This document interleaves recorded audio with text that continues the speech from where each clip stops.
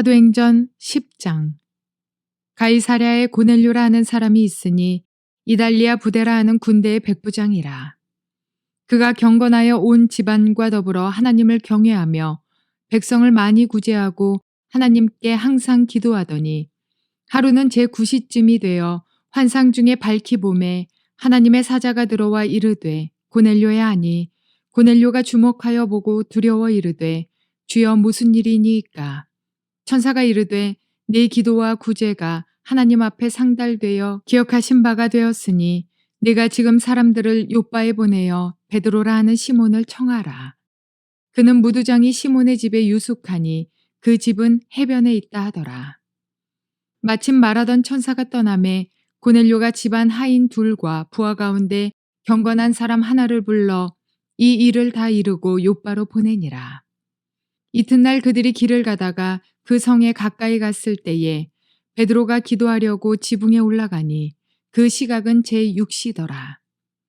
그가 시장하여 먹고자 하매 사람들이 준비할 때에 황홀한 중에 하늘이 열리며 한 그릇이 내려오는 것을 보니 큰 보자기 같고 네 귀를 메어 땅에 들이웠더라. 그 안에는 땅에 있는 각종 네 발 가진 짐승과 기는 것과 공중에 나는 것들이 있더라. 또 소리가 있으되 베드로야 일어나 잡아먹으라 하거늘 베드로가 이르되 주여 그럴 수 없나이다. 속되고 깨끗하지 아니한 것을 내가 결코 먹지 아니하였나이다 한데 또 두 번째 소리가 있으되 하나님께서 깨끗하게 하신 것을 네가 속되다 하지 말라 하더라. 이런 일이 3번 있은 후 그 그릇이 곧 하늘로 올려져 가니라.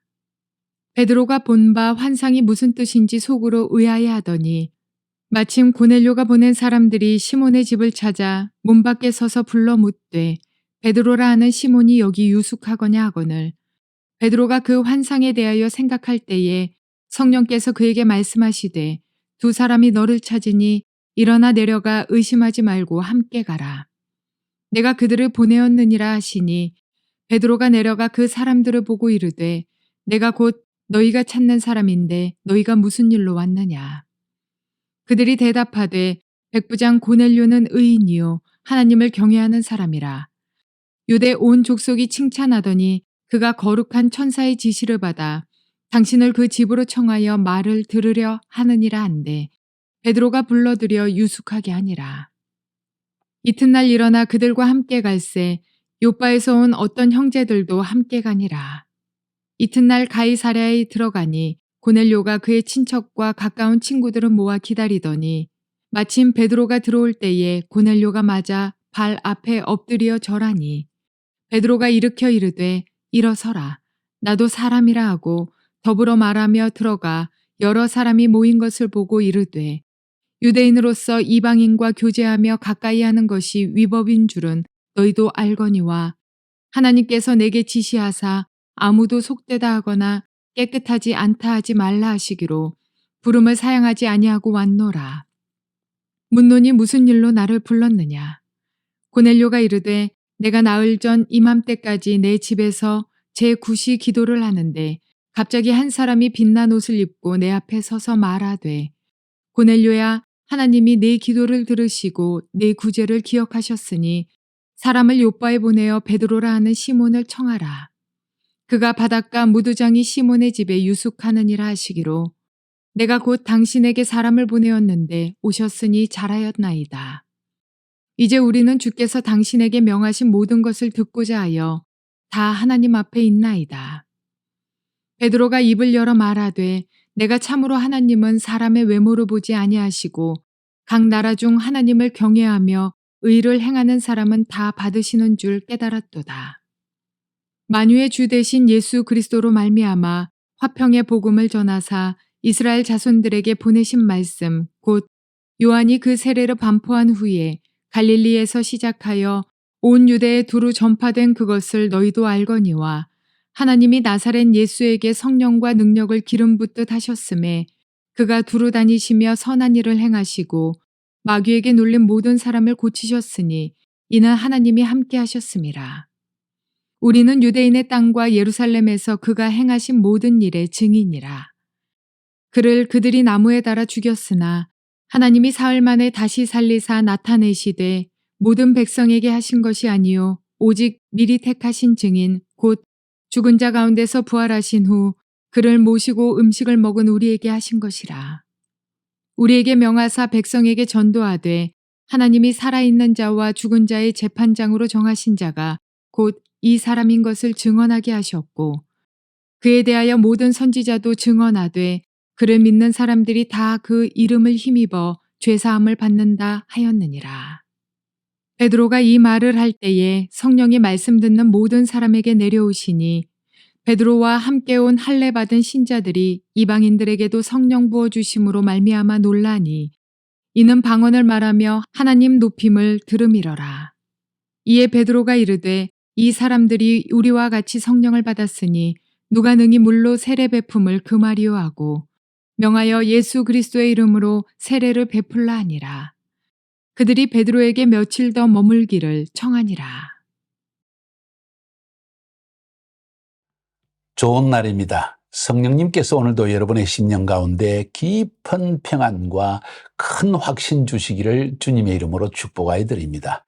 오늘은 사도행전 10장 말씀을 통해서 성령님께서 이방 선교의 문을 여셨습니다라는 제목으로 말씀을 전해드리려고 합니다.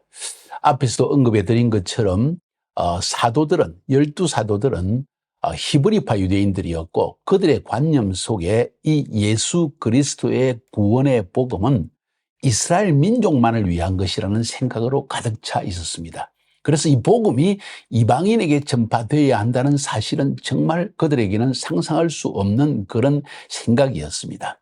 사실 구약 성경이나 또 예수님의 언급 속에서 이 복음의 말씀이 모든 민족을 위한 것이라는 언급이 있었음에도 불구하고 아주 강한 민족주의, 유대 민족주의, 이스라엘 민족주의 속에 사로잡혀 있었기 때문에 그들은 이 예수님께서 말씀하신 그 말의 정확한 의미, 땅 끝까지 복음이 전거되어야 한다는 의미를 명확하게 이해하지를 못했던 것이죠. 바로 그 사실 때문에 더욱이 그들의 민족의 전통은 유대인은 이방인들과 함께 식사도 할 수 없고 한자리에 앉을 수도 없고 물도 함께 마실 수가 없습니다. 그런 이 유대인들의 전통, 코셔 문화라고 하죠. 음식도 가려서 먹는 것. 이런 것 때문에 그들이 이방인과 교제하는 것은 거의 금지되어 있다 싶을 정도의 문화 전통이었습니다. 그러다 보니까 이 복음이 이방인에게 전파되는 것이 하나님의 뜻인데도 불구하고 그들의 잘못된 관념 때문에 복음은 전파되지 못한 상태에 있었다고 말할 수 있죠. 감사하게도 사마리아의 문이 열린 것도 우리가 앞에서 살펴보았습니다. 하나님의 전격적인 간섭하심, 핍박 때문에 빌립 전도자가 사마리아에 가서 복음을 전거하다가 사도들이 가서 보고 하나님께서 사마리아인에게도 구원을 주셨다는 걸 알게 되었습니다.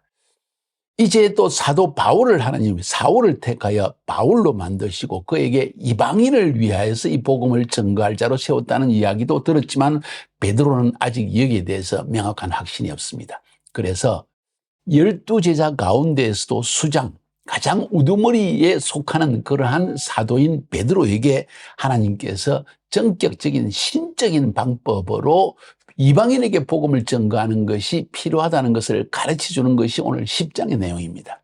그래서 이 10장의 내용은 우리에게는 너무나 당연한 이야기처럼 들리지는 이야기가 사도들에게는 특히 베드로에게는 상상할 수 없는 아주 생각의 전환이 이루어지는 그런 부분이라고 말씀을 할 수가 있습니다. 어떻게 이 예수 그리스도의 복음이 유대인에게서 이방인으로 공적으로 전파될 수 있는 길이 열려졌는가 하는 것을 보여주는 것이 오늘 이 10장의 내용입니다. 그래서 저는 제목을 성령님께서 이방 선교의 문을 여셨습니다 하는 제목으로 말씀을 전하는 것입니다. 1절부터 23절까지에서는 베드로가 고넬리아 집을 방문하게 된 경위를 설명하고 있습니다. 유대인이 이방인의 집에 방문해서 그들과 한자리에 앉는 사건이 일어납니다. 24절부터 48절까지는 이 고넬료의 집에 초청을 받아서 베드로가 설교할 때 성령님이 그들에게 임하는 사실을 우리에게 보여주고 있습니다. 이방인에게도 복음이 전거되는 것이 하나님의 뜻이라는 확정을 보여주신 것이죠. 자, 그것이 전체의 내용입니다. 먼저 1절부터 한번 살펴봅시다. 가이사라에 고넬료라는 사람이 있으니 이달리아데라 하는 군대의 백부장이라. 이방인입니다. 로마 사람입니다. 그가 경건하여 온 집으로 더불어 하나님을 경외하며 하나님 백성을 많이 구제하고 하나님께 항상 기도하더니 하루는 제9시쯤 되어 환상 중에 밝히 보매 하나님의 사자가 들어와 가로되 고넬료야 하니 고넬료가 주목하여 보고 두려워 가로되 주여 무슨 일이니까 천사가 가로되 내 기도와 구제가 하나님 앞에 상달되어 기억하신 바가 되었으니 네가 지금 사람들을 요바에 보내어 베드로라 하는 시몬을 청하라. 저는 피장 시몬의 집에 우거하니 그 집은 해변에 있느니라 하더라. 마침 말하던 천사가 떠남에 고넬료가 집안 하인 둘과 종졸 가운데 경건한 사람 하나를 불러 이 일을 다 구하고 요바로 보내니라.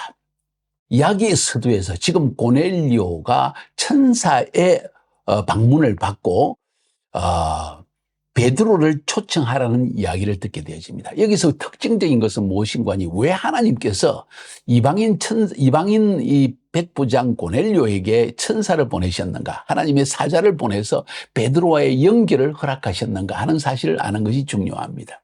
보니까 그가 경건하여 온 집으로 더불어 하나님을 경외하며 백성을 많이 구제하고 하나님께 항상 기도하더니 하나님과의 관계성, 사람과의 관계성, 하나님께는 늘 경건하게 기도하며 하나님의 음성을 듣고 살아가려는 그 삶의 자세, 사람과의 관계 속에서는 백성들을 많이 구제하는 사람, 이런 사실 때문에 하나님께서 땅에서 수많은 사람 가운데 고넬료라는 사람을 찾아내셨다고 저는 말씀하고 싶습니다. 하나님은 우리의 마음이 중심이 바른 사람, 하나님을 찾는 사람, 또 하나님의 뜻대로 이웃에게 행하는 사람에게 반드시 찾아와줘서 복을 내려주십니다. 그래서 천사가 말하기를 내 기도와 구제가 하나님 앞에 상달되어 기억한 바가 되었으니, 그의 구제와 기도가 상달되었다. 여기서 동일하게 우리가 한번 생각해 볼 것은 하나님 앞에 드리는 기도와 이웃에게 행하는 구제, 하나님의 이름으로 행하는 구제, 하나님의 마음으로 행하는 구제와 하나님께 우리가 하는 기도, 이것이 동격으로 취급됐다는 사실을 기억할 필요가 있습니다. 우리의 기도는 단순히 사람을 돕는 것을 넘어서 하나님께 기도와 같은 그런 엄청난 특권과 능력을 지니고 있다는 것을 여러분이 기억할 필요가 있습니다. 그래서 항상 하나님의 이름으로, 주 예수의 이름으로 사람들을 돕고 어려운 사람 돌보아주고 그들에게 먹을 것을 주고 그들이 감옥에 갔을 때 찾아가주고 그들이 병들었을 때 그들을 치료해주고 약을 갖다주고 하는 이 모든 행위가 기도와 동일한 행위라는 사실을 여러분이 인정할 필요가 있다는 거예요. 그것을 하나님은 주시하여 보시고 그런 사람에게 구원의 은혜를 베풀어 주신다는 거예요. 그래서 베드로를 찾아 보내게 하는 것입니다. 그 다음 9절부터 한번 16절까지 살펴보면 이튿날 저희가 행하여 성에 가까이 갔을 그때 베드로가 기도하려고 지붕에 올라가니 시간은 제6시더라. 시장하여 먹고자 하며 사람이 준비할 때 비몽사몽간에 하늘이 열리며 한 그릇이 내려오는 것을 보니 큰 보자기 같고 내 귀를 메어 땅에 들이웠더라. 그 안에는 땅에 있는 각색 네발 가진 짐승과 기는 것과 공중에 나는 것들이 있는데 또 소리가 있어되 베드로야 일어나 잡아 먹으라 하거늘 베드로가 가로되 주여 그럴 수 없나이다. 속되고 깨끗지 아니한 물건을 내가 언제든지 먹지 아니하였사옵나이다. 한데 또 두 번째 소리 있어되 하나님께서 깨끗게 하신 것을 네가 속되다 하지 말라 하더라. 이런 일이 3번 있은 후에 하나님이 깨끗게 하신 것을 네가 속되다고 하지 말라 하는 소리를 3번 있은 후에 그 그릇이 곧 하늘로 올려가니라. 지금 한쪽에서는 고넬료가 하나님께 구제하고 기도하는 것이 하나님께 상달되어져서 고넬료로 하여금 베드로 집에 사람을 보내게 합니다. 바로 그 시간에 이튿날 저희가 행하여 성에 가까이 갔을 그때 벌써 그 길을 가이사라에서 요바까지는 상당히 먼 거리입니다. 그 길을 걸어갔으니까 얼마나 먼 거리였겠습니까? 그 다음날 저희가 행하여 성에 가까이 갔을 때 베드로가 기도하려고 기둥에 올라가니까 제6시 기도 시간이라고 했는데 비몽사몽간에 하늘에서 보자기가 착 내리고 그 안에 부정한 짐승들이 가득 차 있습니다. 그리고 하늘에서 음성이 걸리기를 잡아먹으라 합니다. 아이고 이런 부정한 음식을 나는 코셔만 먹지 절대로 부정한 음식을 먹지 않습니다. 레위기에 기록된 대로 하나님의 율법을 지키며 살고 있는 베드로가 당연히 하는 대답이었습니다. 그때 하나님이 내가 깨끗하다고 한 것을 네가 더럽다고 하지 말라. 이런 이야기를 들려줍니다.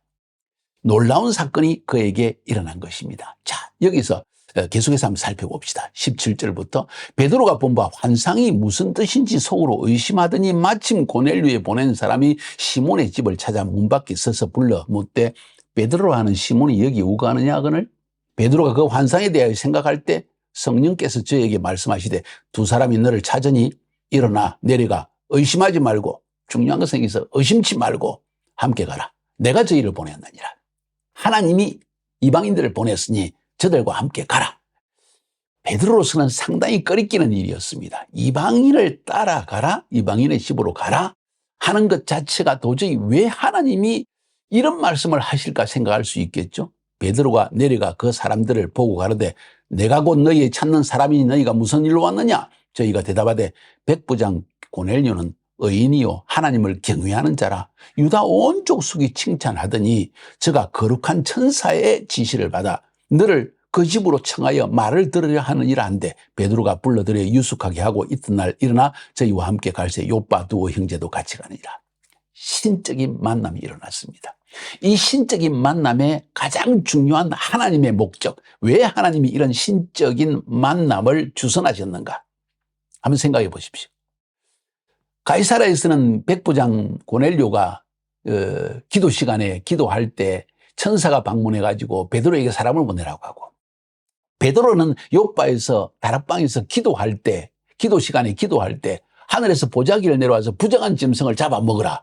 하나님이 정하다는 것을 부정하다고 하지 마라 하는 음성을 듣게 됩니다. 그리고 그때 이방인이 베드로의 집에 문을 두드립니다.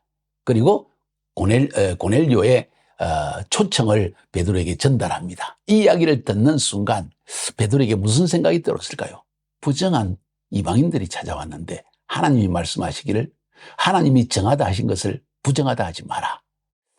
여기서 신적인 스파크가 일어나는 것입니다. 하나님은 인간의 문화와 정통을 넘어서서 하나님의 거룩한 뜻을 이루기 위해서 천사들을 통하여 환상을 통하여 역사하시는 하나님이라는 것입니다.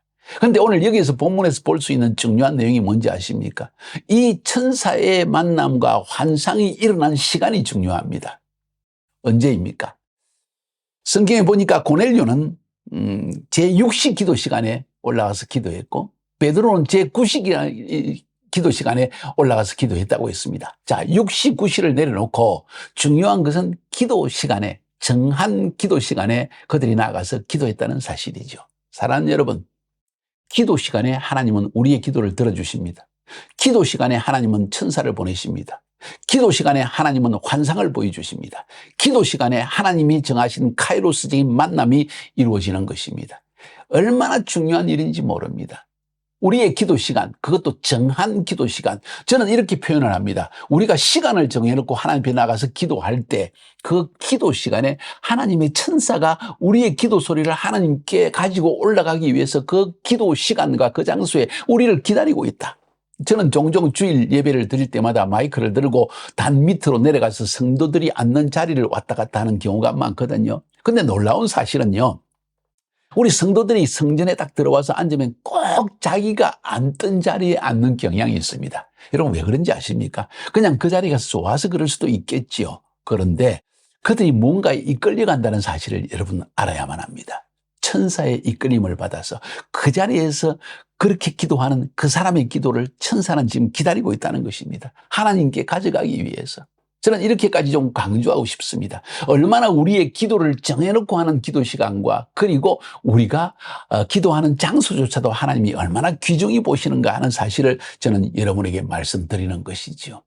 다니엘이 어린 시절에 종으로 바벨론에 잡혀가서 그 가운데에서도 종생활을 하면서도 나중에는 총리의 자리까지 앉으면서도 그는 그의 집에서 항상 창문을 열고 하루 3번 예루살렘을 향하여 기도했다. 그렇게 성경 기록하고 있습니다. 정한 장소와 정한 기도 시간. 그는 그 바벨론에 그리고 나중에 페르시아의 총리의 자리에 있으면서 얼마나 바쁜 업무 가운데에서도 하루 3번 아침, 점심, 저녁에 기도하는 거 쉽지 않습니다. 어쩌면 밥을 걸러야만 했을 경우도 있을 것입니다. 점심시간에 예를 들어서 오늘 1시간인데 집에까지 가서 기도하고 다시 돌아오려면 밥을 못 먹을 수도 있다는 이야기죠. 그런데도 그는 정한 장소에 정한 기도를 하나님께 드렸다고 성경은 이야기합니다. 제가 예루살렘에 있을 때 우리 아이직을 고쳐주는 의사 하랄이라는 의사를 압니다. 때로 저희들이 알지 못하고 점심시간쯤에 갔을 때 그는 꼭 기도하러 갔다는 이야기를 간호원이 들려줍니다. 만날 때마다, 그리고 그 사람을 만날 때마다 풍기는 그 경건함이 저의 마음을 참 감동시켜 줬거든요. 그렇습니다. 하루 3번 주님 앞에 시간을 정해놓고 기도하는 기도 시간에 하나님은 역사를 일으키신다 하는 것을 우리에게 보여주는 것입니다. 매우 중요한 이야기지요. 그래서 베드로는 이제 그들을 따라서 고넬료 집으로 갑니다. 24절 이후를 살펴봅니다. 이튿날 가이사랴에 들어가니 벌써 한 나흘이 지난 것입니다. 그들이 오는데 이틀 걸리고 가는데 이튿날. 이튿날 가이사랴에 들어가니 고넬료가 일가와 가까운 친구들을 모아 기다리더니 일가와 친구들을 다 모았습니다. 마침 베드로가 들어올 때 고넬료가 맞아 발 앞에 엎드려 절하니 베드로가 일으켜 가로되 일어서라 나도 사람이라. 고넬료가 얼마나 경건한 사람이었는지, 하나님의 사람, 천사가 명한 사람이 온다는 사실, 천사가 직접 말하지 않고 베드로를 통해서 말씀하기 위해서, 그러니까 이 베드로는 얼마나 중요한 사람인지를 인식했냐는 거예요. 그래서 발 앞에 엎드려 절을 합니다. 그러니까 베드로가 일으켜 일어서라 나도 사람이라 하고 더불어 말하며 들어가 여러 사람이 모인 것을 보고 이르되, 중요한 이야기를 합니다. 유대인으로서 이방인을 교제하는 것과 가까이 하는 것이 위법인 줄은 너희도 알거니와 하나님께서 내게 지시하사 아무도 속되다 하거나 깨끗이 않다 하지 말라 하시기로 부름을 사양치 아니하고 왔노라. 묻노니 무슨 일로 나를 불렀느냐 하니까 고넬료가 대답합니다. 나흘 전 이맘때까지 내 집에서 제 굿이 기도를 하는데 호련히 한 사람이 빛난 옷을 입고 내 앞에 서서 말하되, 고넬료야, 하나님이 네 기도를 들으시고 네 구제를 기억하셨으니 사람을 요바로 보내어 베드로를 하는 시몬을 청하라. 저가 바닷가 피장 시몬의 집에 우거하느니라 하시기로 내가 곧 당신에게 사람을 보내었더니 오셨으니 잘하였나이다.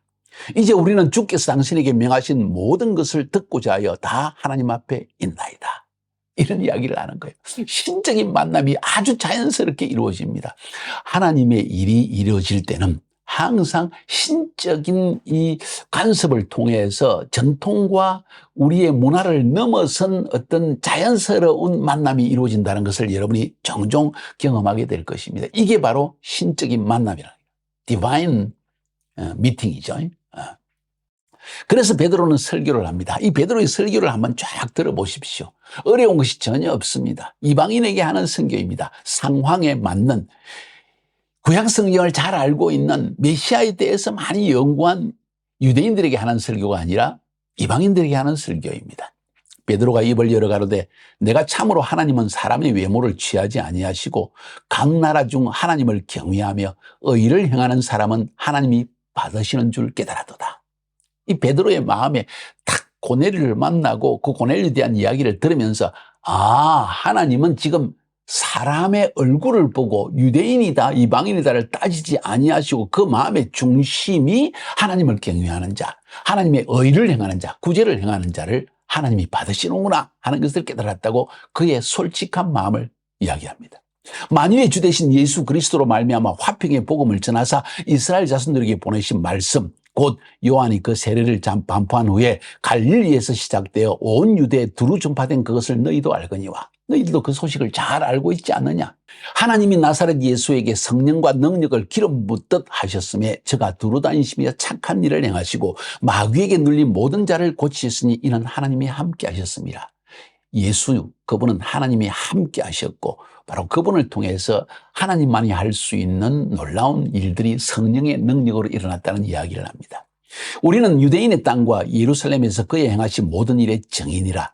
그를 저희가 나무에 달아 죽였으나 하나님이 사흘 만에 다시 살리사 나타나시되 모든 백성에게 하신 것이 아니요 오직 미리 택하신 증인 곧 죽은 자 가운데서 일어나신 후 모시고 음식을 먹은 우리에게 한 것이라. 하나님이 모든 사람에게 부활을 보여주신 것이 아니라 우리에게, 우리 사도들에게 보여주신 것이다 하는 이야기를 행합니다. 그는 죽으셨으나 그리고 부활하셨다.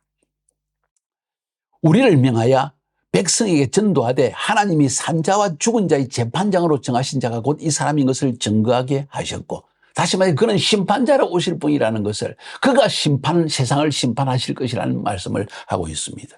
저에 대하여 모든 선지자도 증거하되 저를 믿는 사람들이 다 그의 이름을 힘입어 죄 사함을 받는다 하였느니라.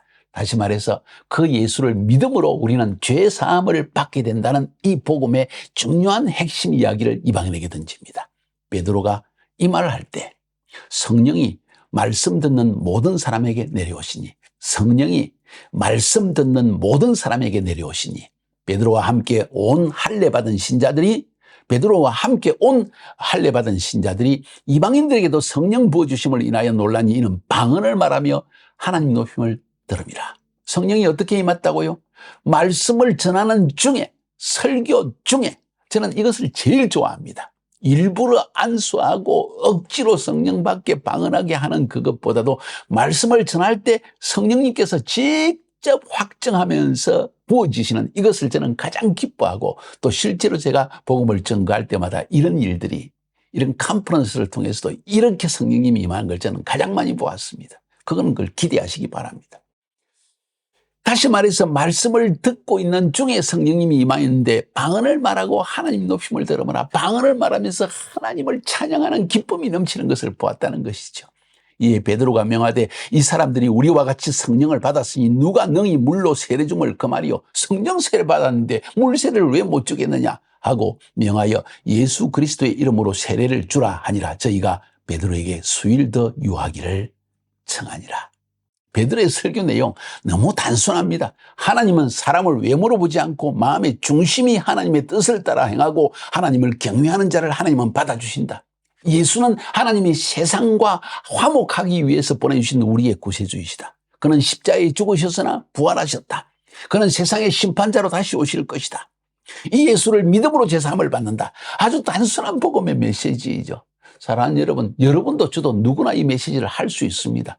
이건 훈련의 문제이기도 하고 우리의 경험의 문제이기도 한 것입니다. 이 예수를 여러분이 쉽게 상황에 맞게, 그 사람의 문화 배경에 맞게 증거하는 그런 능력을 여러분이 소유할 수 있기를 바랍니다.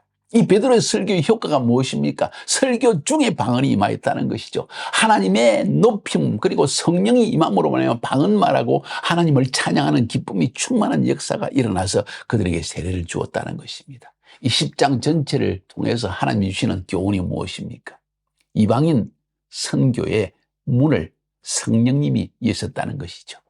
이방인 선교에 불가능해 보이는 문화의 장벽을 깨뜨리는 분, 유대인의 전통의 장벽, 그것도 히브리파 유대인 사도들의 정신적인 생각적인 이 장벽을 무너뜨릴 수 있는 분은 누구신가? 성령님이시다.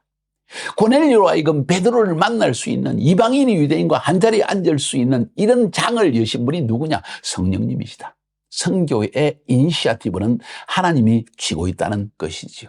이렇게 해서 하나님은 예루살렘 교회의 핵심 주축인 베드로에게 이방인에게 복음을 증거할 필요성에 대한 눈을 열어주심으로 말미암아 유대인 선교가 이제 이방인 선교로 본격적으로 들어가는 그런 장을 하나님께서 열어주신 것입니다. 이 일을 위해서는 사람의 능력으로, 말로, 논리로 우리 서로 화해합시다. 우리 함께 미팅을 해가지고 우리 서로 이제 종교와 전통을 허물어뜨리고 합시다. 안 되는 일이에요. 사람은 민족주의, 전통주의, 문화주의에 빠져가지고 자기의 것을 고집할 수밖에 없는 것이죠. 거기에는 신적인 개입이 있어야 된다는 것입니다. 천사가 나타났고 환상 중에 하나님이 말씀하셨다는 것입니다.